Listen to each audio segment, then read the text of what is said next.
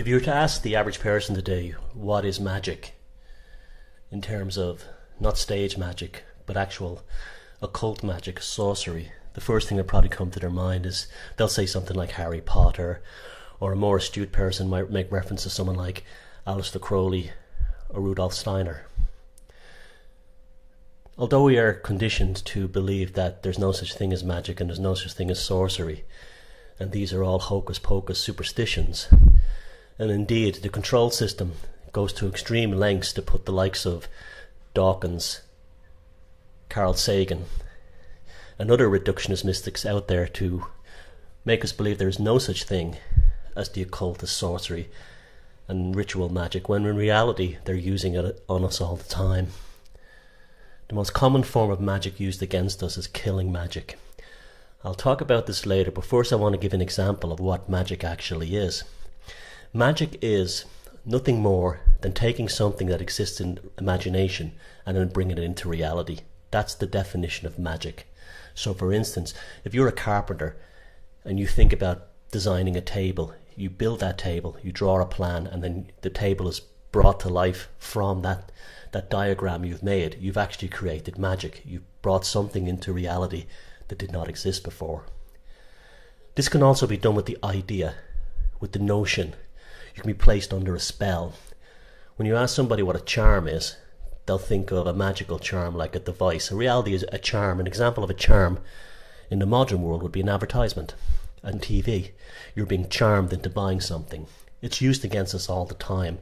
The greatest sorcerer of the 20th century was Sigmund Freud's nephew, Edward Bernays, who invented marketing, propaganda and public relations, which is just another way of saying ritual sorcery, to make us believe in something that did not exist before.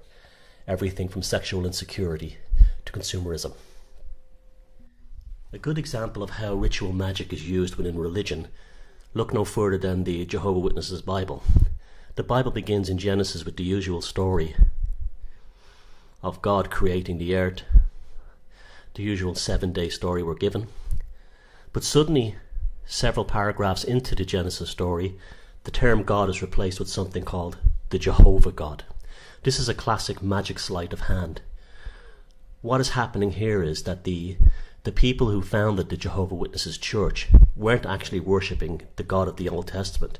They were worshipping a psychopathic demon named Jehovah. And this psychopathic demon named Jehovah, through a sleight of hand, is inserted into the book of Genesis to make people believe they're actually worshipping the God of the Bible, the God of the Judeo-Christian Bible, when in reality they're worshipping a demon. This is how the psychopathic magi work. The sleight of hand is very much an important aspect of their control. Now take a look at this graphic. This is called the Hand of Duality.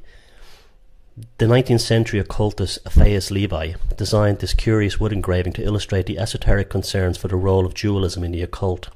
This was a hand raised in benediction towards Jehovah. The shadow of the hand created upon the wall creates a shadow of a horned devil. This is called a malediction. This is what they're showing us, that the demon Jehovah is not actually God, it's a demon. And this is how magic works. The hand and the shadow cannot be separated. Light and darkness are inextricably interwoven on the earthly plane. And this goes on today more than ever. As I mentioned, Edward Bernays was the creator of propaganda, public relations and marketing in the early 20th century, but his primary purpose was to spell the United States population and bring them into World War I. And an important aspect of this occult sorcery that's used upon us is killing magic. The most common method of this is war movies. Prior to every major conflict, there's always a war movie. The Four Feathers was released in 1939 to bring men of the English-speaking world into World War II. This rallied the troops to spellbind them that if they stayed behind they were cowards. And this continued through the Vietnam War. You had John Wayne in the Green Berets. And before the first Gulf War, you had Tom Cruise and Top Gun. And before the second Gulf War, you had garbage like Jarhead, convincing naive and generally well-intentioned Americans to enter into processing units at places like Fort Dix and Fort Bragg in order to be converted into murderous, mindless killbots and cannon fodder for the same corporations who are spellbinding us with their logos and advertising. This is what killing magic is. Killing magic really began back in Neolithic times with paintings of cave art. It's also called hunting magic. Here we see a typical example of killing magic from the Neolithic age. It's a prehistoric cave painting of a running horse with an arrow directed towards its back. Many of the cave paintings in prehistoric Europe appear to have a magical purpose. Some are quite certainly involved with the ritual killing of the image as a part of the hunt magic. Such magic is rooted in the notion that for an event to occur on the earthly plane, it must already be enacted on the astral plane. And this is what advertising and mass media does. It creates a false notion of who you are, what you are, in terms of everything from your social status, your religion, to even the very idea of patriotism. And from that, you believe this spell that you're placed under. And none of it is real. Just like the killing magic isn't real. Well, it shouldn't be real. And it certainly shouldn't be real if you can think for yourself.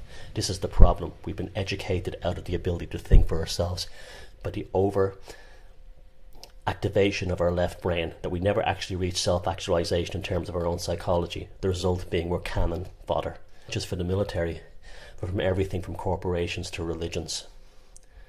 That's killing magic. Wake up.